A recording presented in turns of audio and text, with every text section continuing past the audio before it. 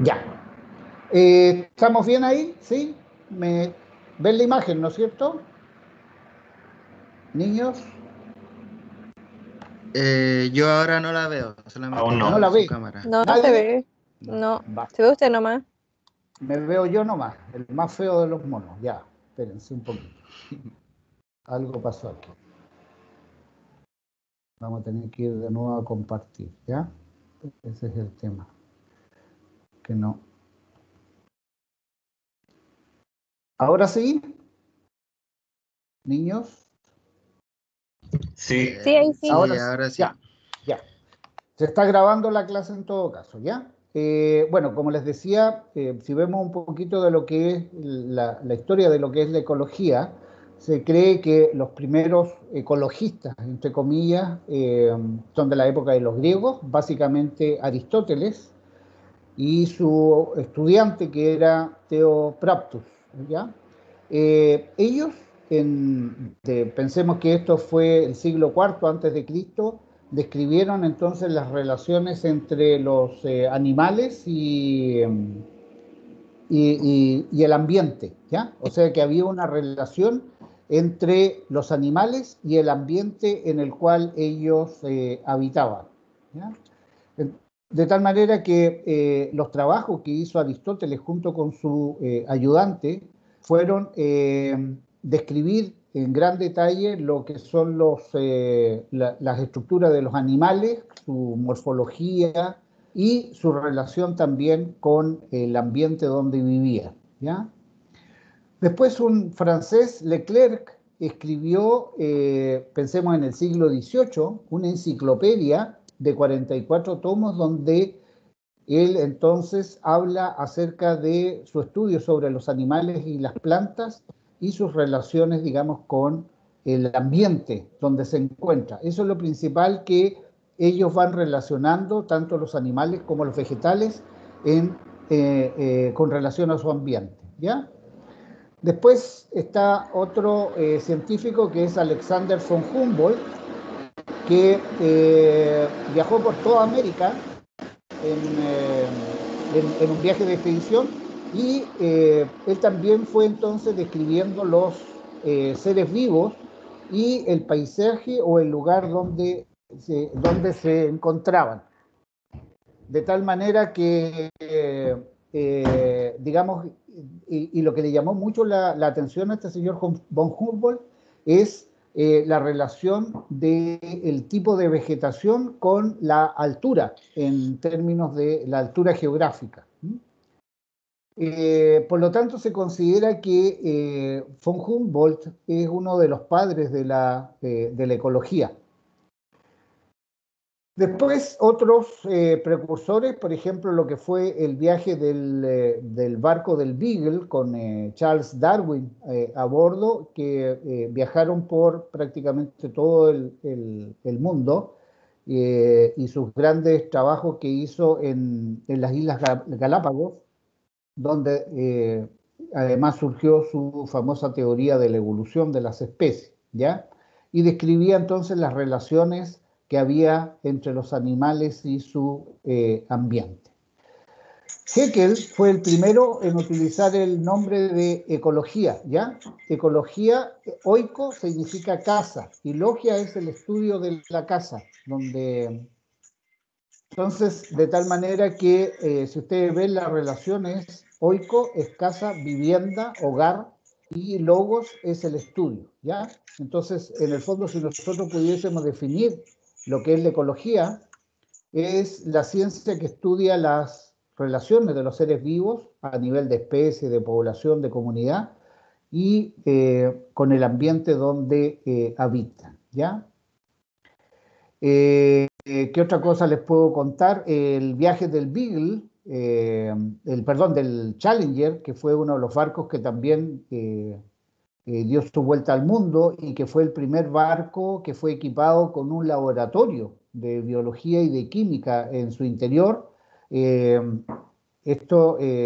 todo el viaje que hizo el Challenger por distintas partes del mundo, tomando muestras tanto de animales, vegetales, eh, algas y relaciones con la temperatura, y las profundidades, ellos usaron por primera vez instrumentos que les permitieron tomar muestras a diferentes profundidades. Por primera vez se tomaron muestras de lo que es el plancton y se estudiaron un montón, aparecieron 4.717 nuevas especies, descubrió esta expedición del Challenger, ¿ya? Después este señor Warming, él hizo un tratado sobre la ecología de las plantas y describe entonces por primera vez la relación que existe, la relación directa entre las plantas, la luz, la temperatura, la humedad, los nutrientes, etc. ¿Ya? Russell Wallace, que estuvo en el Amazonas y en las Islas Malayas, vio lo que era la distribución de los animales y cómo eran las fronteras que podían existir entre los distintos ambientes, ¿ya? Morbius vio lo que era el estudio de los arrecifes y cómo se relacionaban los seres vivos con su ambiente. Pasteur fue el primero que habló de factores limitantes para el crecimiento de las especies y que habían algunos factores que impedían que las especies alcanzaran su pleno desarrollo, ¿ya? En 1864 se crea el primer parque nacional del mundo y que fue en Estados Unidos, el Parque Yellowstone, y a partir de ahí entonces se fueron creando numerosos parques en todo el mundo destinados básicamente a preservar las especies, tanto animales, vegetales y el medio ambiente, que no se altere. Volterra, después tenemos Temsley, que ya usaba el término de ecosistema, que era, digamos, lo que él denominó la unidad básica de la naturaleza, ¿ya? Entonces, en el fondo, la ecología es una rama de la biología que estudia las relaciones, las interacciones entre, que tienen que ver con la abundancia, cómo se distribuyen el número y la organización de los individuos en su ambiente, vale decir, hay una estrecha relación entre las plantas, los animales y su medio ambiente físico y biológico, ¿ya?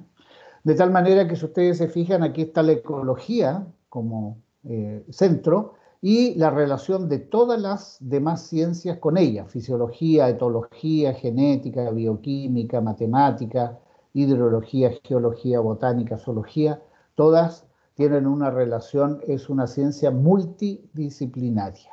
¿Ya? Profe, ¿qué es etología? Digamos, la etología es la ciencia que estudia el comportamiento de los animales, ¿ya? Se dedica a eso, a estudiar el comportamiento.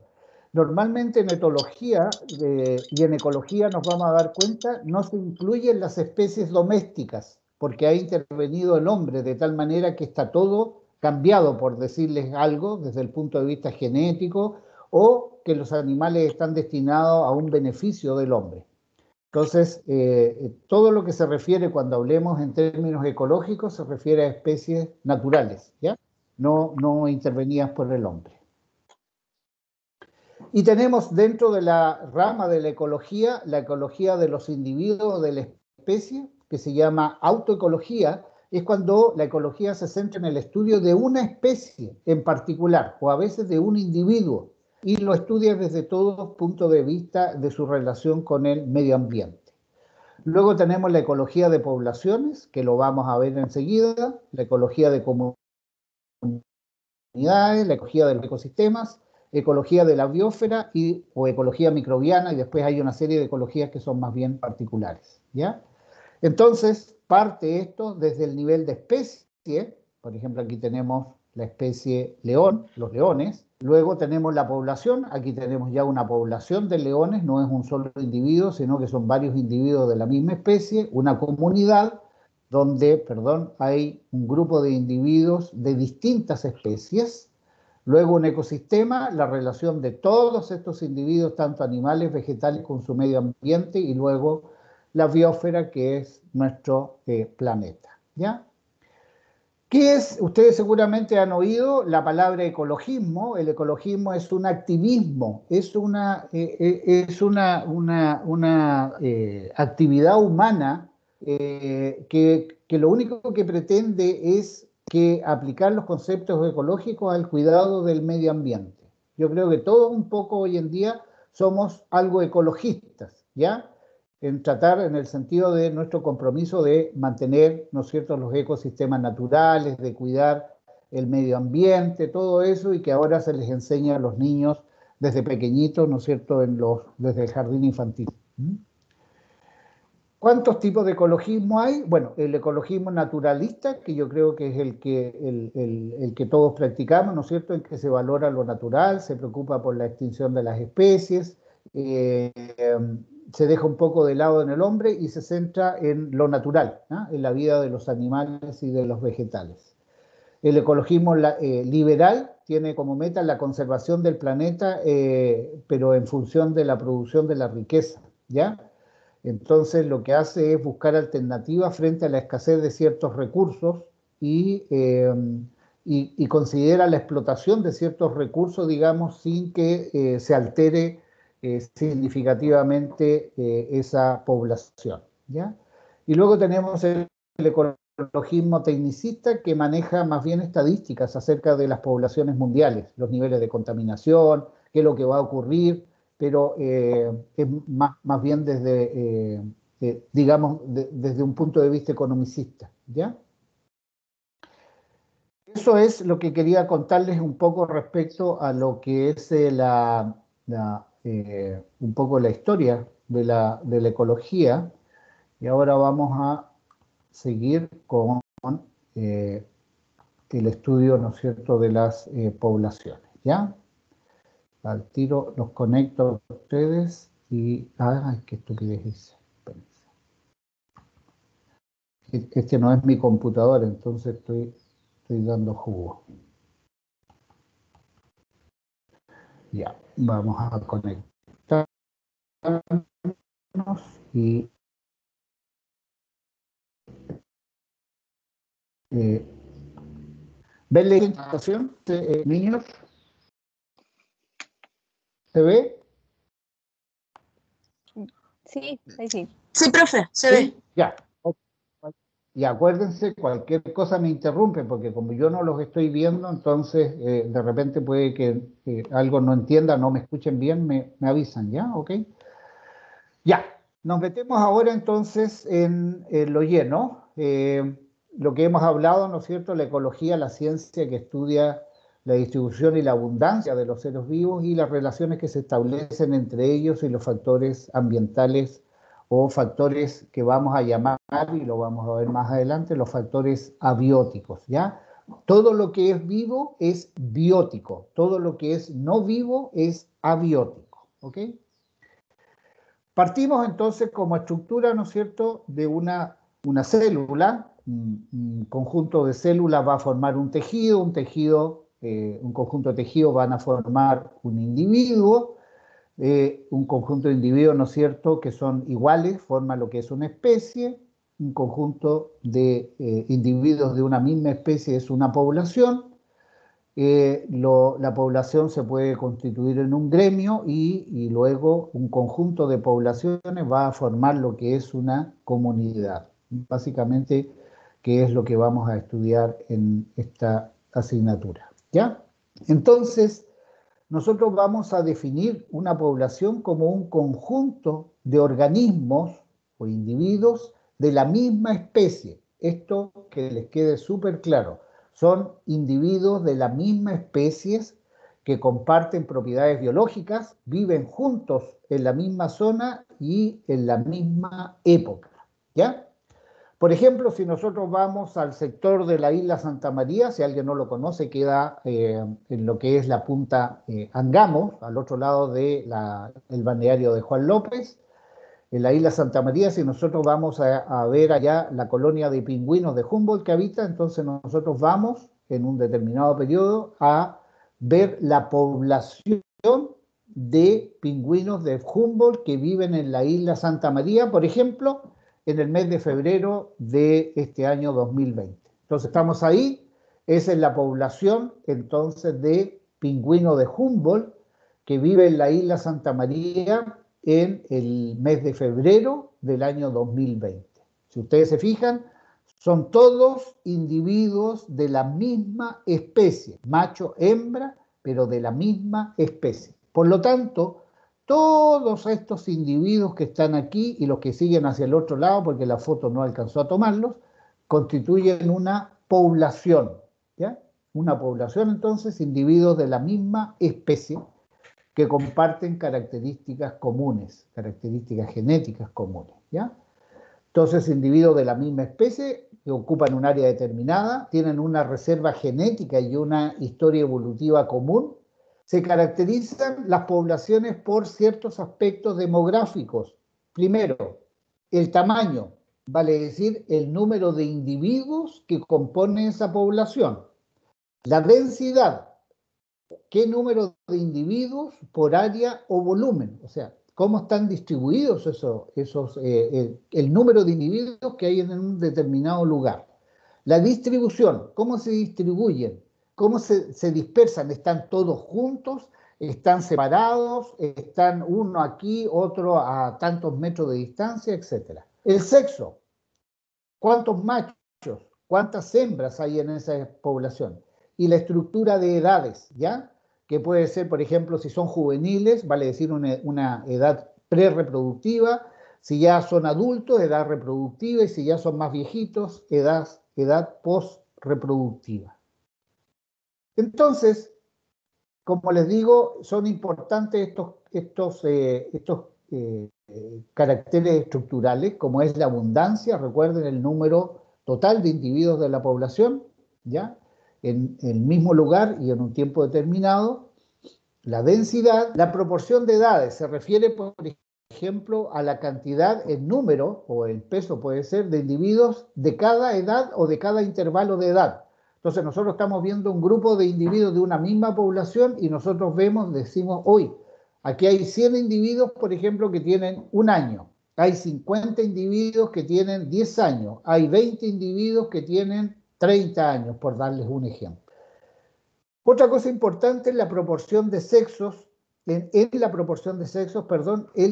la dificultad que puede haber a veces para identificar cuál es macho, cuál es hembra. Por ejemplo, en aquellas especies que son hermafroditas, ¿ya? ¿Cuál es macho, cuál es hembra? Por ejemplo, los caracoles de tierra. Los caracoles de tierra pueden ser hermafroditas o también pueden hacerlo sexualmente. Entonces, ¿cómo sabemos cuál es macho, cuál es hembra? Las especies litúrgicas a veces son prácticamente iguales, no hay ninguna diferencia, ningún carácter sexual secundario que nos diga a nosotros de un grupo de individuos de una población cuál es macho, cuál es hembra. O a veces puede ocurrir que son tan distintos el macho de la hembra que uno podría pensar que son dos especies distintas. A veces el comportamiento es distinto. Los machos tienen un comportamiento y las hembras tienen otro comportamiento. A veces en algunas especies se da una inversión espontánea de sexo a una determinada edad o bajo ciertas condiciones. Por ejemplo, en muchos peces, cuando hay un exceso de un sexo, otros individuos se transforman en el sexo que es más escaso. En algunos anfibios, por ejemplo, en algunos sapos, pueden desarrollar, digamos, los machos un ovario cuando hay pocas hembras, ¿ya? Aquí les voy a mostrar yo lo que pasa cuando cuando el dimorfismo sexual es muy acentuado y pareciera que fueran dos especies. Por ejemplo, aquí tenemos en el pavo real, miren cómo es el macho y esa es la hembra, que uno podría pensar que son dos especies distintas, o en estos lagartos, el macho, en estos patos, ese es el macho y esa es la hembra. En los leones, que ustedes conocen, ¿no es cierto? La diferencia entre el macho y la hembra. En estas arañas, ese es el macho y esta es la hembra. En los faisanes, por ejemplo, Profe. el macho, la hembra. En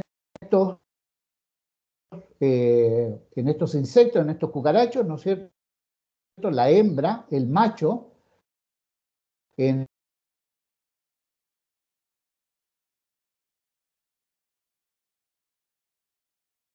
estos el marinos, la hembra y el macho. Dígame, cuénteme, la escucho. Profe, y en el caso del peje perro, ¿cómo sería? ¿Cómo se Claro. llamaría su transformación?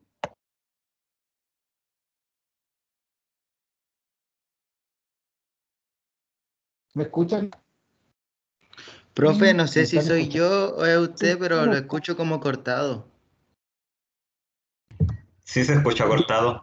Ah, Igual lo escucho ¿me cortado. escuchan cortado? ¿Sabe lo que pasa? Ya, mire, voy a hacer algo. Voy a compartir de mi celular. La señal acá, chiquillos. Voy a compartir con mi celular para...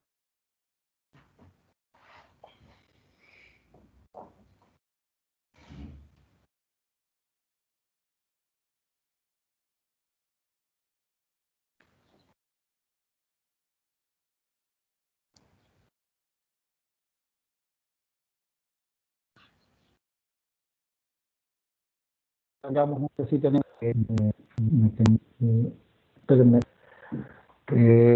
¿Ahora me escuchan bien, niños? Sí, se Ahí lo escucha escucho mejor. bien. Sí. Sí, profe, mejor. Ya, ok.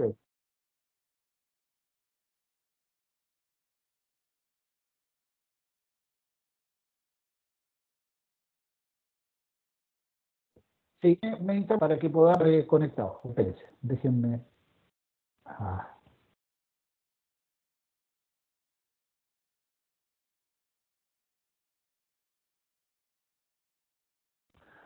Vamos con la clase entonces.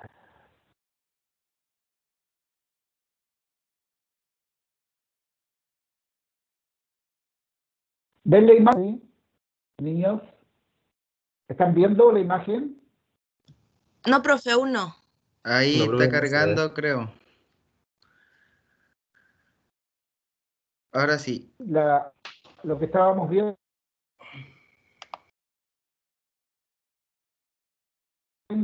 ¿no?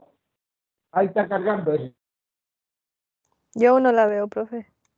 Yo lo veo en La negro. Yo señal. tampoco. Voy a tener que buscar otra modalidad, ¿ya? Para la hago de mi casa, pero hoy día, como vine a la U, desde acá. Pero aquí mismo me sale...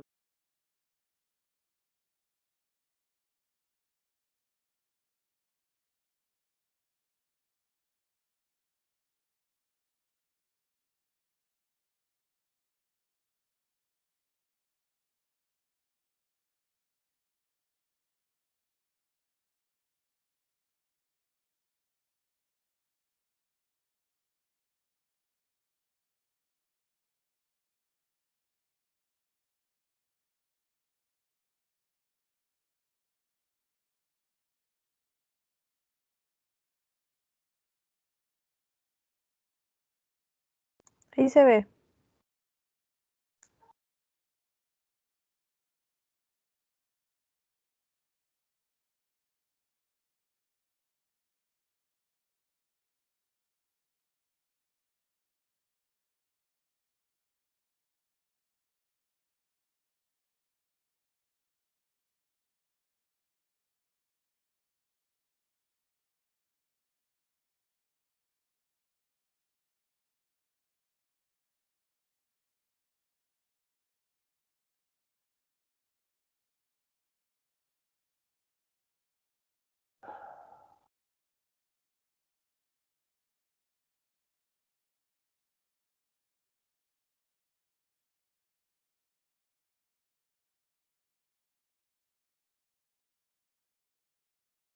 Chiquillos, ¿están viendo la imagen? ¿O me escuchan?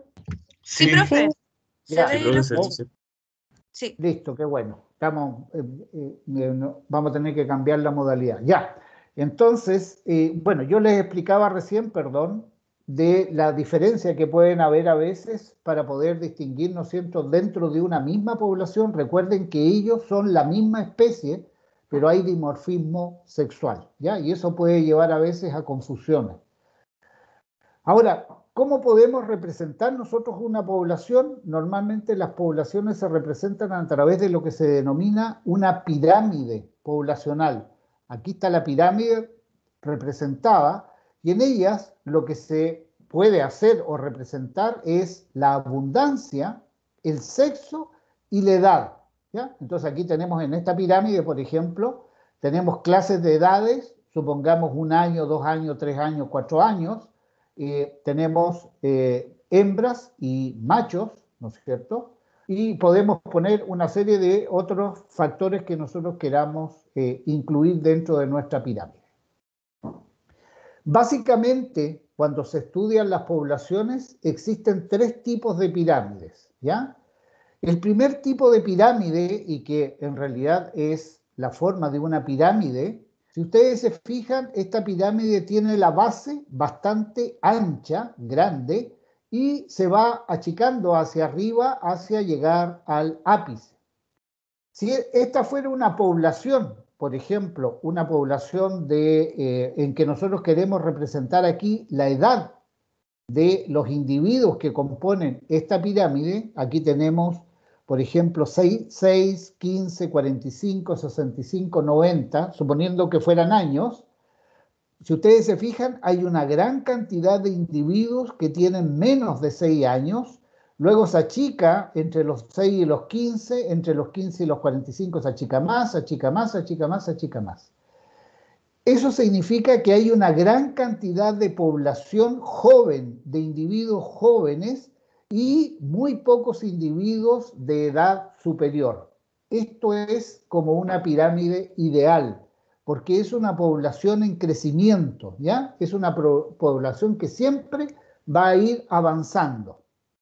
Luego tenemos un segundo tipo, que es lo que se llama en forma de campana, ¿ya?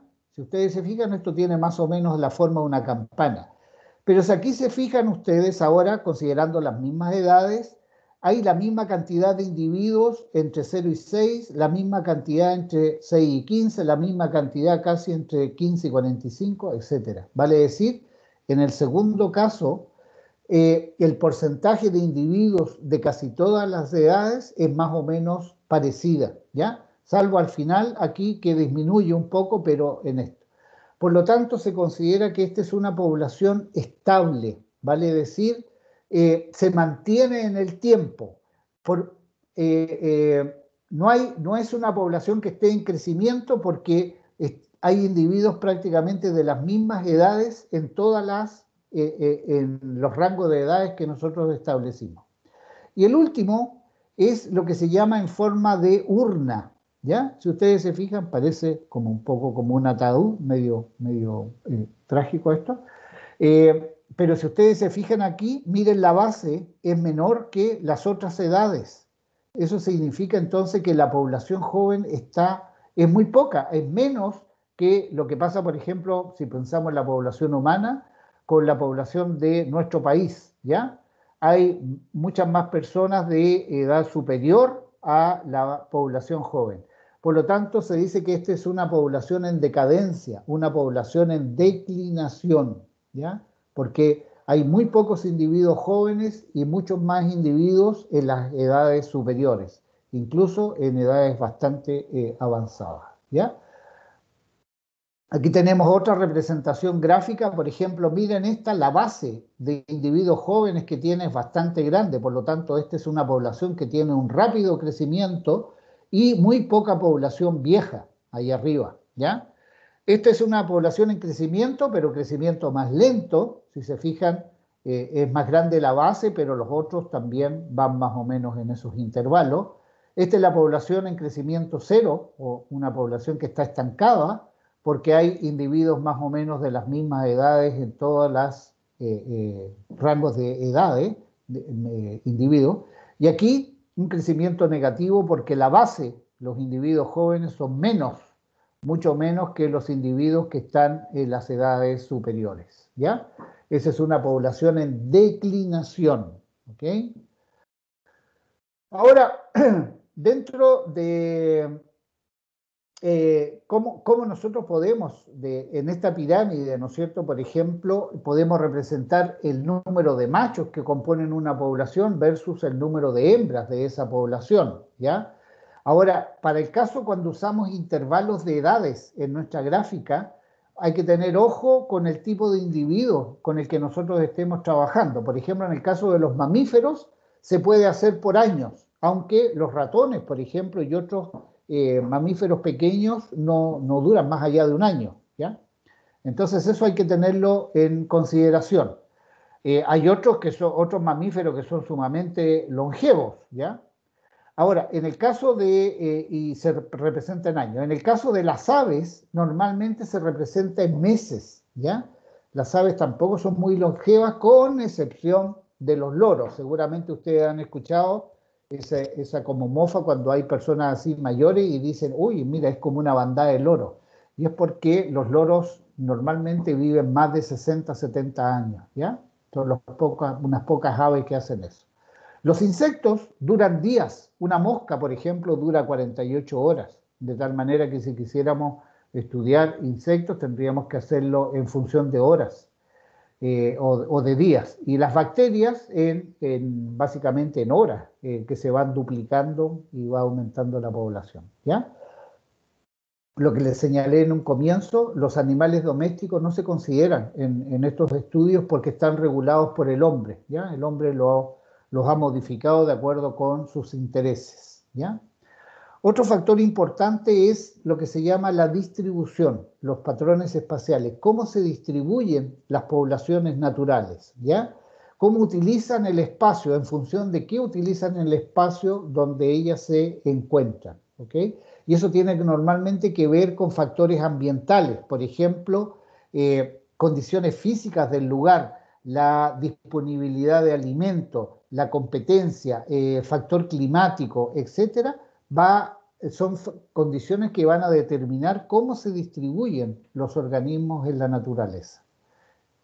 Entonces, por ejemplo, hay lo que se denomina la distribución al azar, ¿ya? Lo que se llama al azar, o sea, si ustedes se fijan, no hay ninguna regularidad entre están distribuidos, y esto ocurre cuando el ambiente donde se encuentran es bastante homogéneo, ¿ya? Las condiciones climáticas son más o menos parecidas en todos los lugares, hay disponibilidad de alimentos, no hay necesidad de que los organismos compitan entre ellos, por lo tanto ellos se distribuyen por todo el ambiente. Esto es bastante raro en la naturaleza, pero se da, ¿ya? Por eso les digo que el ambiente tiene que ser muy homogéneo y que los individuos no muestren ninguna tendencia a agregarse, a juntarse. El otro es lo que se llama la distribución uniforme, ¿ya?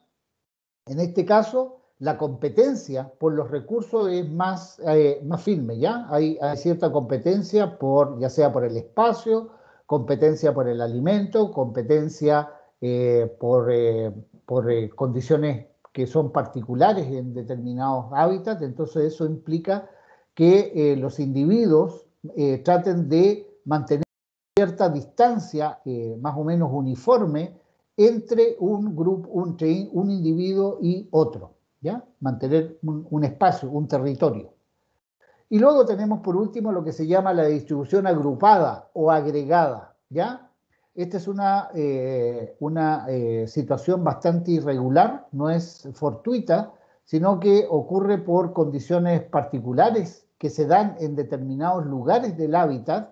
Probablemente en esta zona de acá hayan condiciones mucho más favorables que la que hay en esta zona, por ejemplo.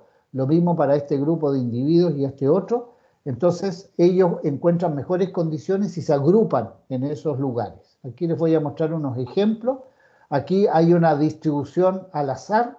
Los individuos están repartidos por todos lados. No hay ninguna condición particular. Quiere decir que el hábitat más o menos ofrece las mismas condiciones en todos lados.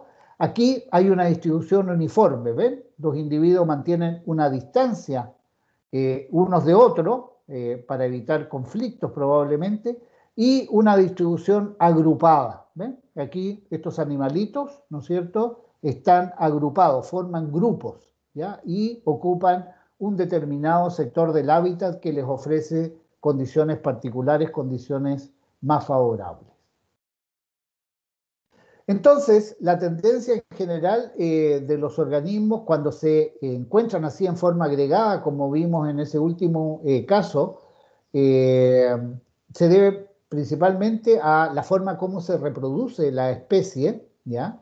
En algunos puede ocurrir, por ejemplo, que depende en el caso de las plantas, por ejemplo, tiene que ver cómo se liberan las semillas, las esporas, en el caso de organismos de los huevos, las larvas, ¿ya? A veces cuando en los hábitats hay diferencias, entonces se produce una discontinuidad, ¿ya? Y que obliga a los individuos entonces a ubicarse en áreas más pequeñitas, ¿ya? A veces cuando hay variaciones climáticas, ya sea diarias o estacionales, también hacen que los organismos se agreguen para encontrar mejores condiciones de temperatura, de humedad o de viento, ¿ya? O también a veces hay ciertos factores bióticos, como por ejemplo puede darse en algunos ciervos, por ejemplo, que tiene que ver con la atracción sexual, ¿ya? Que se forman estos harem, que lo forman, entonces ahí forman un grupo.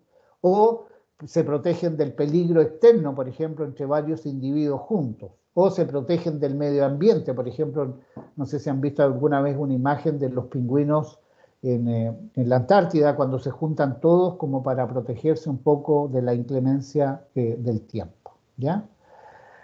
Ahora, las poblaciones no crecen en forma, como le dijera yo, desproporcionada, ¿ya? Sino que a las poblaciones hay ciertos factores que actúan como factores limitantes y que limitan su crecimiento, ¿ya? Y eso hace cuando los individuos comienzan a competir, ya sea por nutrientes, por espacio, por otros recursos, eso afecta de manera directa la densidad y cómo se distribuyen los individuos. Por ejemplo, yo les quiero mostrar, esto es la isla San Mateo, que está, esa que les estoy indicando ahí con la flecha, eso queda en Alaska, y aquí está Alaska y eso de allá ya es Siberia, en Rusia.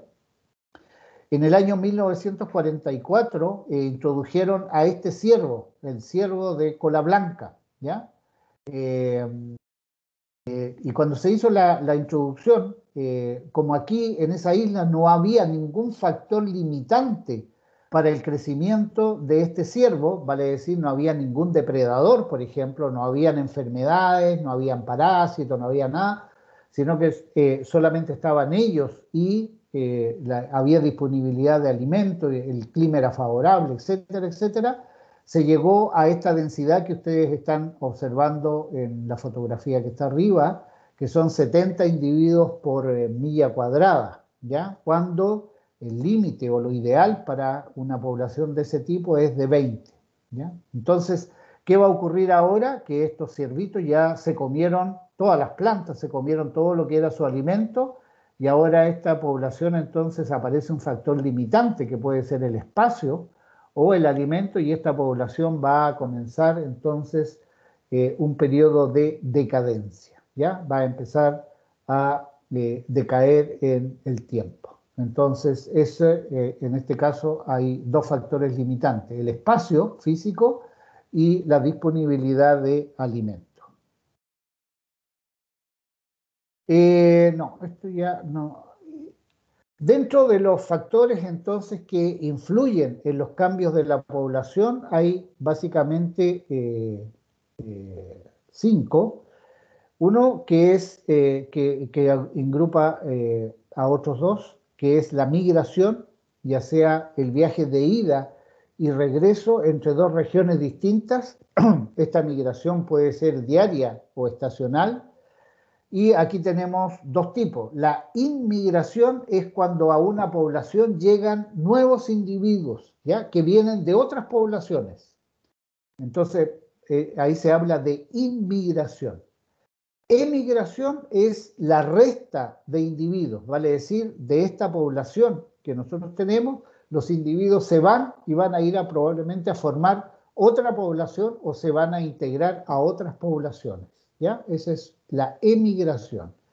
Después está la natalidad, que es los nacimientos que van a sumar individuos a nuestra población, y la mortalidad, que es las muertes que van a restar individuos de la población, ¿ya? Ya, chiquillos, eso era lo que quería contarles hoy día. Vamos a modificar, o sea, voy a procurar seguir haciendo las clases desde mi casa para no tener problemas de mala conexión. Les pido disculpas si se nos cortó en algún momento el... Quiero saber si tienen alguna consulta, dudas, Isaac, Nicolás, Constanza, alguna duda, Una algo duda, que profe. quieran saber. Dígame. Yo creo es acerca de la clase. ¿Dónde queda guardado el video? El video, eso es lo que yo no sé. Yo sé que queda grabado. Voy a averiguarles, ¿ya? Yo sé que queda grabado. De todas maneras, la presentación, Nicolás, yo se las voy a subir a Moodle, el PowerPoint. Queda en Moodle, pero la clase Profe. grabada creo que llega a mi correo. Profe, No sé si les llega a ustedes. lo que pasa es que usted no ha hecho como un grupo en Teams de ecología. ¿Ya? Entonces, al no hacer ese grupo, ¿Ya? el video no se guarda y po, no sabemos dónde queda. Como que queda al Ya. aire. Mira, no, a mí me llega a mi correo. Me ha pasado, por ejemplo, con los niños de zoología, que grabamos la clase, después el correo, la clase me llega a mi correo. Entonces, como usted dice, como no tenemos ese grupo, yo lo voy a hacer ahora, pero la clase yo se las podría mandar. O voy a averiguar cómo lo hacemos para poder que ustedes tengan acceso, ¿ya?